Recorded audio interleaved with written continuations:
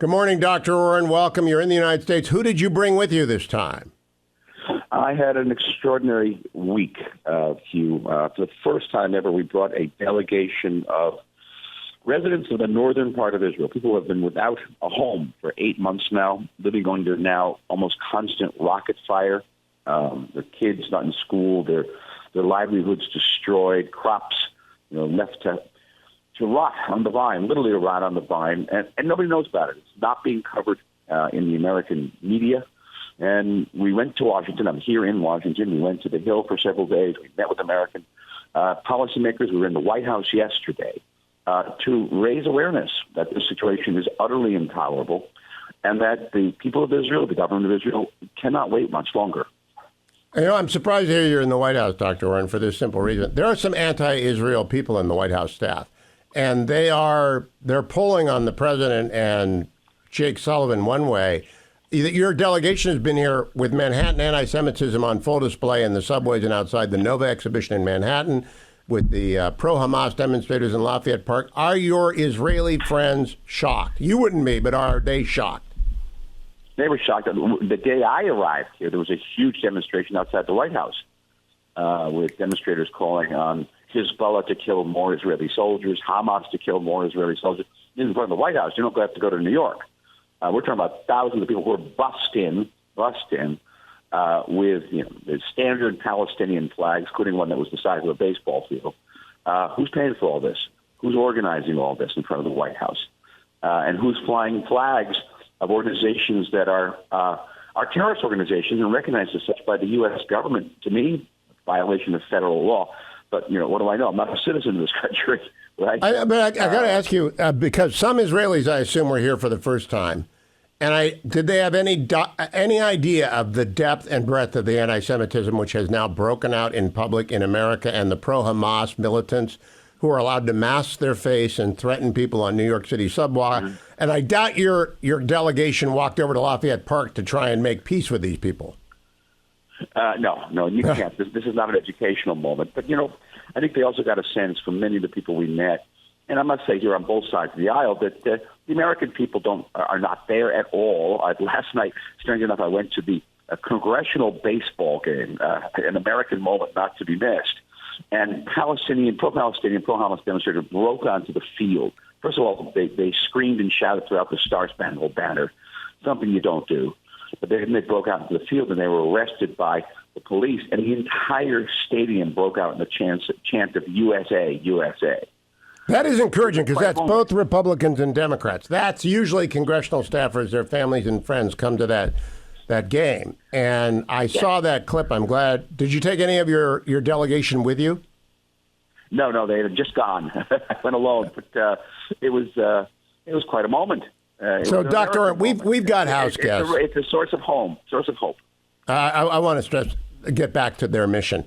We have house guests come and go up in the summer. We freeload on our brother-in-law and sister-in-law, and we freeload on our freeloaders, and we love that. But they don't want to stay here 8 months. Nobody wants to stay in a hotel or somebody's house for 8 months. What are these folks doing who have been displaced from the north? And by the north, I think we mean at least 6 miles from the border, which is thousands and thousands of Israelis. It's 60,000 Israelis, to be exact, are homeless. 80,000 are under fire. And the fire is creeping southward every day. Now hitting around Nazareth, Tiberias, the southern tip of the Sea of Galilee. And Hezbollah, they know our weak point. Our weak point is a war of attrition. Can't win. And our weak point is a war that doesn't have a full trigger. And one of the issues I'm breaking up in Washington is, okay, what's the trigger? Is it one rocket on Haifa? Is it 2 rockets on Haifa?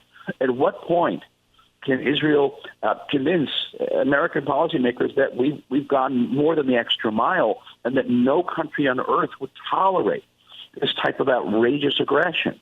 We have to defend ourselves. Now, how we defend ourselves is going to be another issue.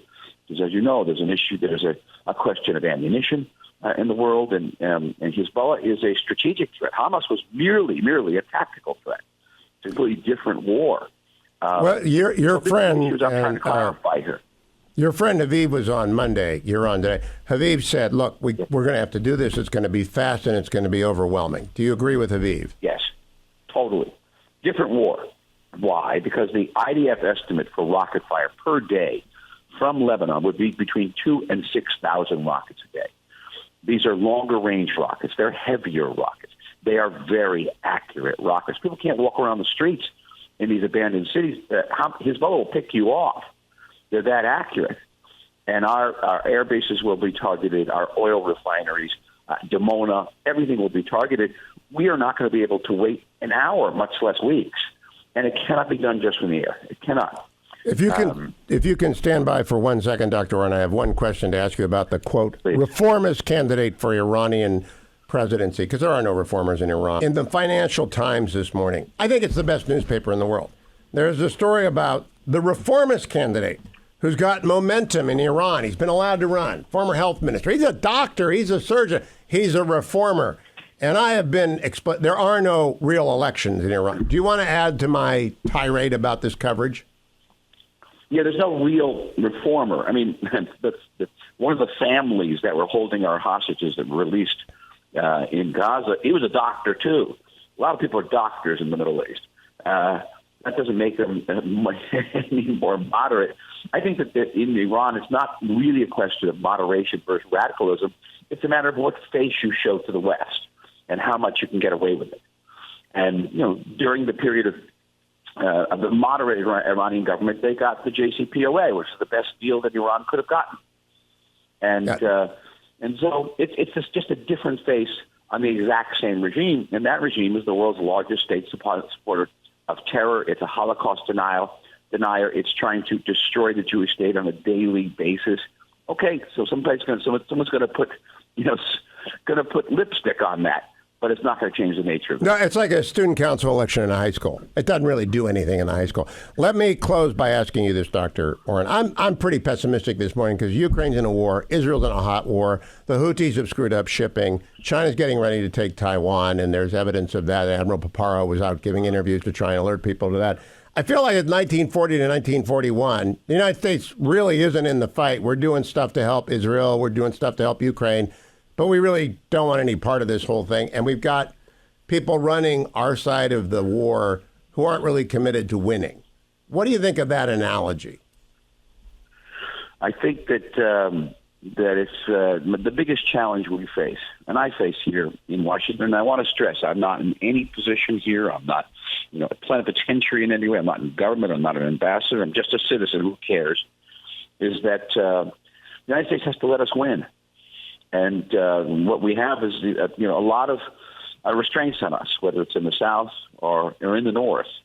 And ultimately, Israel will have to act to preserve its existence, its sovereignty, its security. Of course, we'll have to do that. It would be much, much better if the United States was in back of us and not in front of us. And last question, there are harrowing details about the hostages this morning and the absolute torture they were put through, the psychological brainwashing that occurred. It's horrific.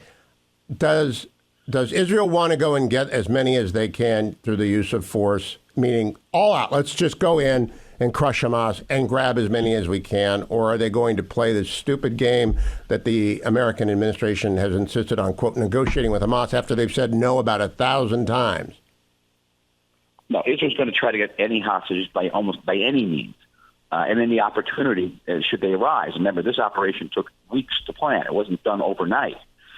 What we're dealing with, like the front page a headline of the Washington Post yesterday, was, again, emphasizing the number of civilians killed during this rescue operation.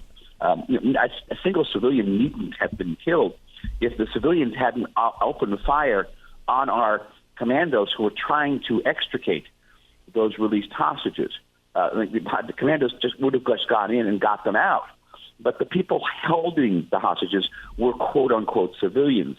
Hamas had given guns to hundreds of quote-unquote civilians in this area.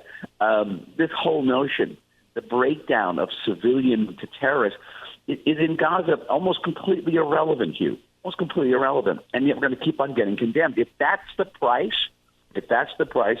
of freeing our hostages, and I will tell you this, as a citizen, unequivocally release them. And I think that's majority opinion in the United States. Certainly my opinion. Last aside, Politico has a story. I don't know if you want to read this because you might stroke out. Headline: Biden's Israel policy may hasten Trump's rise, U.S. allies fear. First line: Biden and his aides have largely defended the Israeli offensive against Hamas militants in Gaza. That's Politico this morning, and that's a lie. They have not largely defended Israel's offensive in Gaza. They have largely impeded it. Now, you're not in the government. Do you agree with me or do you agree with Politico?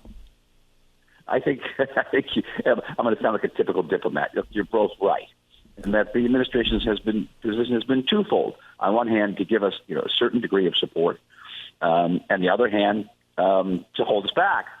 And it sometimes it can drive you crazy because we get criticism in Washington for going too slow in Rafah, and yet if we go too fast, we get criticized for going too fast and jeopardizing civilian lives. So there are two different messages that come out all the time, and frequently it is extremely difficult to reconcile the two.